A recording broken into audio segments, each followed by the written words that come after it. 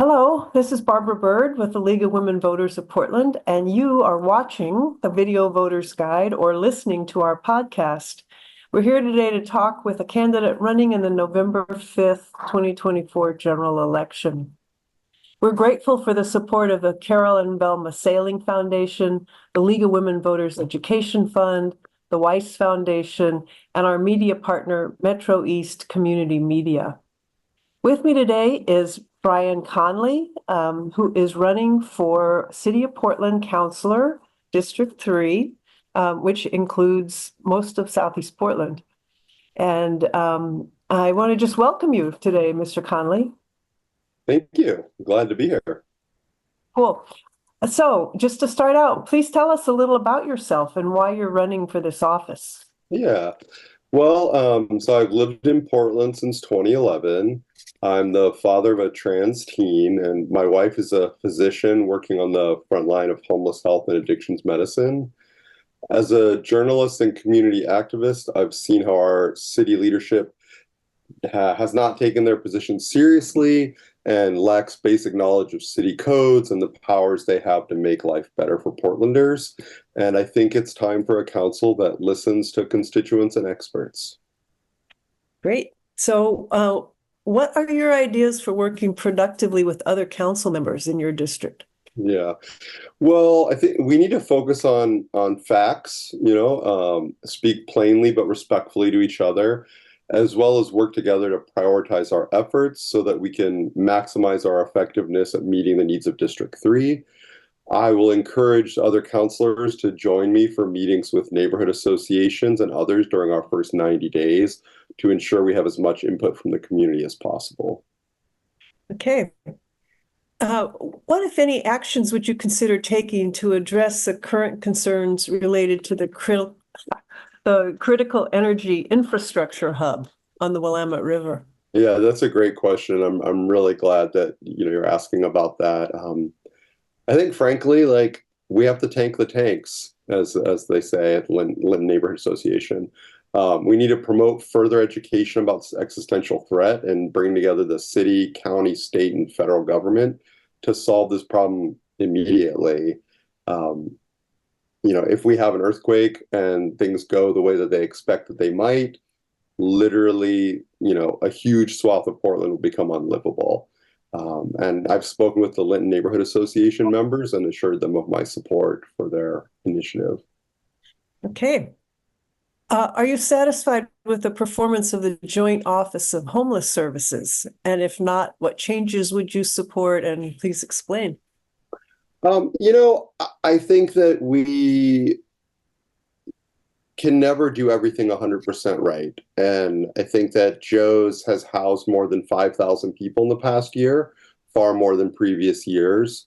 There's been a lot of critiquing of their data, but no one's provided hard evidence that it's flawed, nor have they offered an alternative.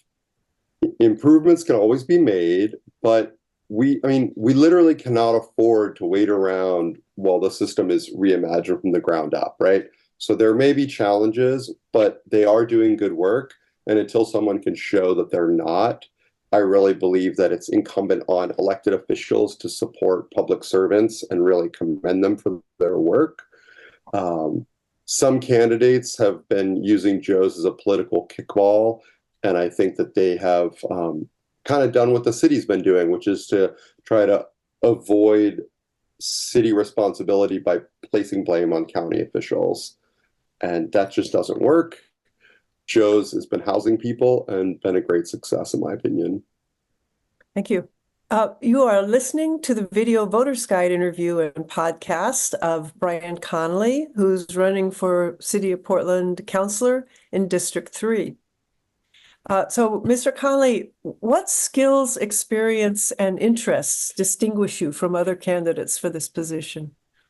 Yeah, well, I've been a journalist and journalism teacher for more than 20 years, specialized in supporting journalists in marginalized communities who work in conflict zones. Most recently in Afghanistan and Sudan, where I support majority female teams of reporters.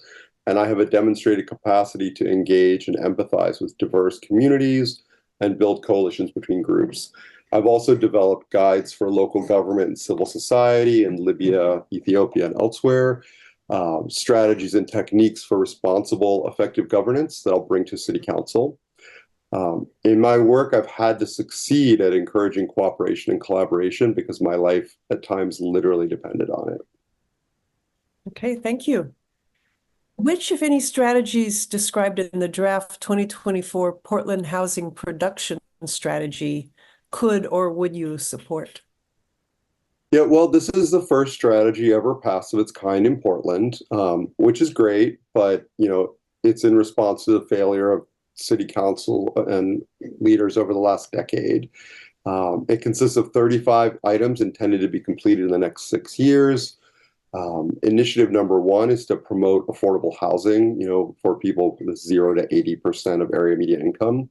And I think that has to be our number one focus. And even though this housing production strategy is novel, voters know the status quo is unacceptable. We need to accelerate building housing that's affordable.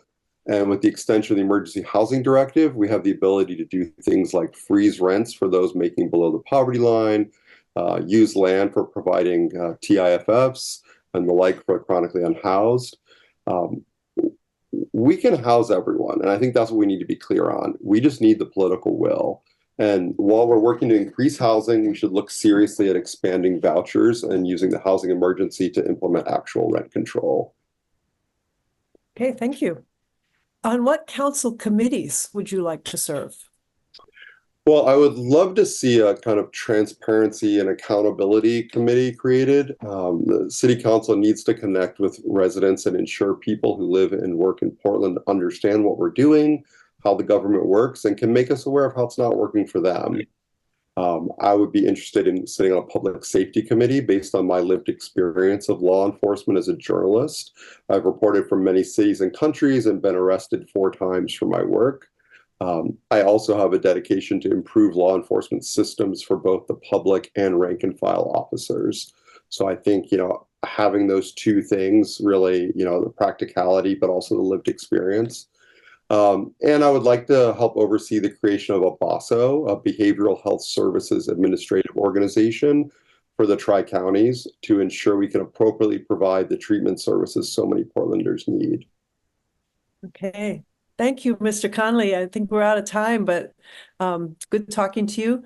This concludes our video voters guide and podcast interview of the League of Women Voters of Portland of Brian Conley, who's running for City of Portland Councilor in District 3. Thank you. Yeah, you're welcome. Election Day is Tuesday, November 5th. To find additional resources, please visit the League of Women Voters of Portland's website, but you can find it lwvpdx.org. And then exercise your right to vote. Your voice matters. Thank you for your interest.